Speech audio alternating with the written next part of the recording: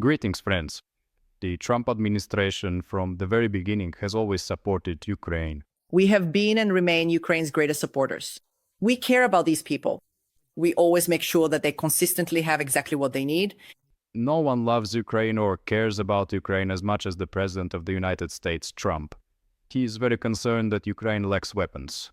The president is clearly very passionate and deeply determined about Ukraine's inherent ability to defend itself and its sovereignty. And at the same time, Trump has always known that he is dissatisfied with Vladimir Putin and in general with so-called Russia. But we are not satisfied with Putin. I am not satisfied with Putin. I can tell you that because he is killing a lot of people. The American leader is so dissatisfied with Vladimir Putin and so-called Russia that he promises some kind of surprise against them in the near future. Is there anything you plan to do to act on this feeling of dissatisfaction? Well, I wouldn't tell you. Don't we want to make a little surprise? The Russians in turn are very dissatisfied. They don't like surprises and they don't like Donald Trump's change, of course. So what does Trump think of himself? We will discuss this in more detail with you now. And now I have an extremely important announcement to make. We urgently need your 2 hryvnias because our fundraiser for the optical rosaries is still ongoing. We want to purchase more than 1300 FPV drones with fiber optics. So join in. The payment details are in the description. Let's continue with the rosaries. And remember, sharing the fundraiser is also a very important way to help. And if for some still unknown reason you haven't subscribed to my channel yet, make sure to do it.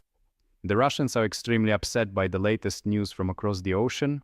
They don't like Trump's reaction to the fact that Vladimir Putin deceived him. But really, all of this, of course, is no laughing matter. We need to prepare for the worst. We are currently getting far too much utter nonsense from Vladimir Putin, and it is becoming increasingly problematic. It's still too early to draw conclusions about whether America will start helping Ukraine as it should, or if perhaps there will just be some limited arms supplies from the American administration. Or maybe Trump has started to follow the strategy he announced even before the elections? I would say to Zelensky, enough. You need to make a deal. I would say to Putin, if you don't make a deal, we'll give them a lot. We'll give them more than they've ever received if we have to. I'll make a deal in one day. We'll see, of course, but the transformations the American president is going through right now, I personally like them because remember, not so long ago he was practically fawning over Putin. I think President Putin wants peace. I know him very well. Yes, I think he wants peace. But I think he would have told me if he didn't. Now, though he's saying the exact opposite, he's dissatisfied, he's upset, he's disappointed with Vladimir Putin and all his stories about the Pechenegs, about Rurik, it turns out are nonsense. And I am completely dissatisfied with Putin. Honestly, I'm disappointed that Putin didn't stop. I'm not happy about it either. We're getting a lot of nonsense from Putin if you want the truth. He's always very polite, but it turns out there's no meaning in it at all. It's nonsense, because Vladimir Putin rejected absolutely all of Donald Trump's demands when he proposed a 3-way meeting with Zelensky in Istanbul. Putin refused. When the American side insisted on a 30-day ceasefire without any preconditions, Vladimir Putin also refused and put forward his own preconditions. And in this context, Vladimir Putin simply made a fool of Trump in front of the American audience. But Trump's team can also set the old man up. Well, at least that's how it looks, because he still doesn't understand who actually made the decision to suspend aid to Ukraine. So who ordered the pause last week? I don't know. Why do you have to tell me? But now, obviously, everything is changing, and America is once again turning its face toward Ukraine, not the other place it was showing before. According to American media, the Trump administration is currently considering providing Ukraine with an additional Patriot missile defense system. The Kremlin is so far refraining from making any significant comments, and Peskov remains in denial. As for what specific supplies and in what quantity continue to arrive in Ukraine from the United States, well, it will still take some time to clarify this completely. For now, there is a lot of conflicting information. However, Russian propagandists were much less restrained. One of them immediately called the United States of America the enemy of so-called Russia. Solovyov started making threats. In fact, that's pretty much all he knows how to do. Look, no, we'll just wipe you off the face of the earth. To hell with you. Are you completely out of your mind? Who do you think you are? The American media also poured oil on the fire by publishing an old audio recording in which Trump, speaking to sponsors in 2024, said that he had threatened Vladimir Putin to bomb Moscow if he launched a full-scale invasion. I said, Putin, if you enter Ukraine, I will bomb Moscow to hell, I'm telling you. As we can see, the first targeted strikes on Moscow have already taken place. At least they hit the propagandists right in their decision-making centers, which caught fire. I have a simple question. How much should we believe Trump if I say that we will wipe America off the face of the earth? And this is being said by the same creature who not so long ago was praising Trump and really counting on him. In fact, what Trump is doing is very much to our advantage. MAGA, make America great again. But the Russians miscalculated. They should have at least made some symbolic concessions to Donald Trump. But they didn't do that. They thought they could just keep fooling him forever and keep talking about dumb Americans. It doesn't matter whether we believe it ourselves. The main thing is that the American posse believe it. They didn't believe it.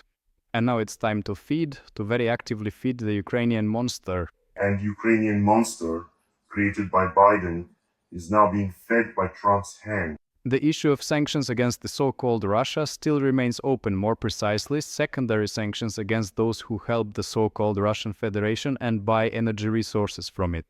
Perhaps as early as today, a bill will be introduced in the Senate. Graham has a bill in the works. I'm considering it, yes. The Senate is adopting very tough sanctions, but yes, I'm considering it. It provides for 500% tariffs against countries that do not help Ukraine but buy oil and gas from the so-called Russian Federation. First and foremost, this will concern Communist China and India. Of course, the Russians don't like this scenario. And now we're literally on the brink of World War I once again. If he imposes sanctions, it's clear that this will seriously hinder the newly established relations between our countries and it will push us to the threshold of World War I too. A rather strange reaction from the temporarily alive propagandist Solovyov, since Vladimir Putin himself said, "The more sanctions imposed on Russia, the better." It would be good for us if those who want to impose sanctions would introduce all possible sanctions as quickly as possible. Perhaps if the sanctions bill is passed by Congress and Trump uses the available tools since the final say is his, then things will get even better for so-called Russia and its economy. Based on the current business sentiment and indicators, it seems to me that we are already on the verge of slipping into a recession. We'll be waiting for news. But we also have to remember that Trump can turn around very quickly a full 180 degrees. And just as he is now criticizing Vladimir Putin, he could start criticizing Ukraine at any moment as well. So let's not have any unnecessary expectations. The news is good, but let's keep doing our work. And about drones, by the way. And he says, yeah, you can't even lift your head. A drone comes flying in right away. Together we have already raised half of the necessary funds to purchase fiber optic FPV drone S25 million out of 50, but that's not enough. Just like our shared Russophobia isn't enough. The Russian occupiers are significantly ahead of us when it comes to fiber optic FPV drones. And we need to change that. We can change that. We have very high quality solutions for our military. And I urge you to donate to help our military get these excellent drones. Their main advantage is that they are completely immune to electronic warfare systems, making them an extremely worthwhile investment. As always, the donation details are in the description of this video. And in the past day alone, thanks to you, our soldiers have received another 420 new FPV drones. Glory to the heroes! Friends, the military is really counting on our help together. These drones were needed yesterday, so I urge you to donate. Keep supporting the security and defense forces of Ukraine.